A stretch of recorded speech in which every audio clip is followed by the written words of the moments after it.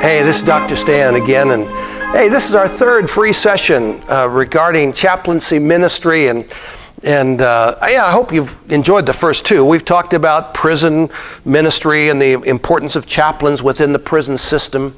We've talked about allied health care and hospital chaplaincy, and there's other areas in which chaplaincy ministry can be a benefit and helpful, as well as areas that you can serve beyond just the first two that we've already mentioned. And I was at one point I was a volunteer chaplain and marriage and family therapist with the San Diego County Sheriff's Department. Now, my role as a volunteer was not to so much step into situations like crisis situations with the Sheriff's Department if they were trying to arrest somebody or after a drug bust or something like that. I didn't do ride-alongs. Actually, the work that I did as a volunteer chaplain was with the families of the sheriffs, especially because sheriffs, police officers, fire department folks, they have a lot of stress in their lives, and oftentimes they drink their stress, they eat their stress, or they'll bring their stress home, and it seriously affects their family life, their marriage, and their relationship with their kids. And so many of them need some sort of care, concern, chaplaincy help.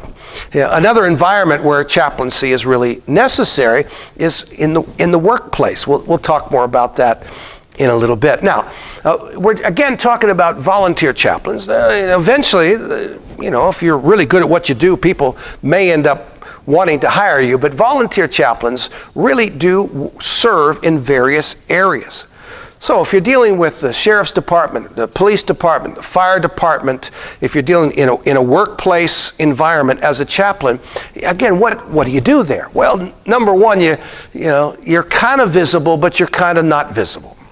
You're kind of like a psychologist walking around, people know why you're there. You're there to help people that have problems. But as a chaplain, you're not there just to deal with problems, but you're there to help create culture, or to create an atmosphere where people feel like, this is a good place to be.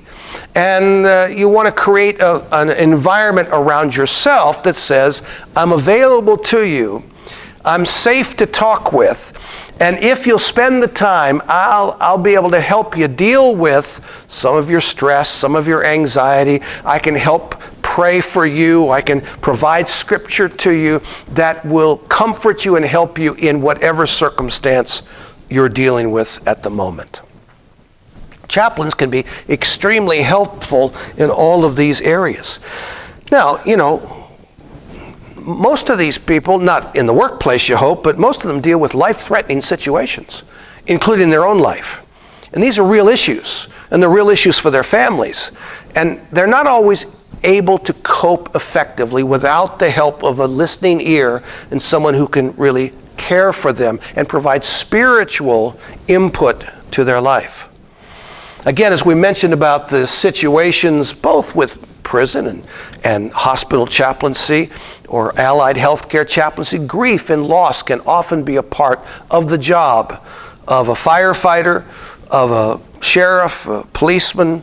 The losses that people experience, the struggles that they may have with drug and alcohol, those are real life issues where a chaplain can be a great help. Now again, as a chaplain, you engage with people. You first of all have to let people know that you're around. Most of the time you won't have an office to work out of. You'll be in the area, you'll be on the floor, or you'll be on call. But you have to let people know that you're around, and they need to know that you're a pleasant person, easy to talk with, and a person who's willing to listen and keep confidences. That's obviously very important. Similar to that as a licensed therapist, you need to keep confidences as people share what's going on in their personal lives. as such, I mean, it's probably helpful, especially if you're dealing in police or fire, if you have some additional training in the area of crisis ministry. Because there are a different set of skills. You know, in crisis ministry, we have what we call the ABCD, method of crisis management, which is, it starts by the awareness or the acceptance of what's going on. I mean, you have to, accept that there is a problem. You have to be aware of what the problem is. And then you have to boil down to the smallest components. And then you want to challenge people to make some minor changes that will help them to get through the crisis. And then you eventually develop a plan that will help them to avoid future crisis or to readjust to life circumstances based upon the crisis that they've just experienced. Now, those special skills are things that need to be learned, and they're available through training programs. And but it's really essential if you're a chaplain to be able to know how to manage crisis. Now, part of, managing a crisis is that you cannot add to the crisis by being out of control or hyper or super excited or whatever. I mean, you have to be a calming influence. And that's one of the things that chaplains are able to do. I mean, I know people that come alongside or come into an accident situation, and the sight of blood, and they pass out or they throw up. And I'm the kind of person that the sight of blood, it's like interesting, and where's it coming from, and I'm going to put my finger on it or whatever I have to do to stop the flow of blood, and it doesn't really bother me. The sight of my blood bothers me, but the sight of somebody else's blood just doesn't bother me. To me, that's not it's obviously critical. And of course, you have to deal with first things first. If someone's bleeding, that's more important than whether or not they can't find the keys to their car. So you got to be able to have some common sense, some wisdom, but a lot of compassion and the ability to be somewhat unflappable if you're going to be effective as a chaplain. Part of all of this in the chaplaincy program, whether you're working in a prison, hospital, or with the fire department or police department or in a workplace setting, it takes skills. And these three scenarios that we provided for you give you some general information, but we have created a really dynamic program. Now, let me just look at my notes here. It's a 3-part series, really. To encourage you is what we've presented, but now we have a great course that we have developed that certifies you as a chaplain for prison or allied health care or other settings like we've just mentioned. In each one, of course, it requires that you be properly equipped. And so we have textbooks and study guides and a comprehensive video training programs to help you to become not just aware of what it takes to be a chaplain, but really to equip you to be involved in chaplaincy ministry from the time that you finish the course. Now, the course is going to be opening here in just a few days, and when it does, it's going to be open only for a limited period of time. We've priced it in a way that really it's affordable to anybody.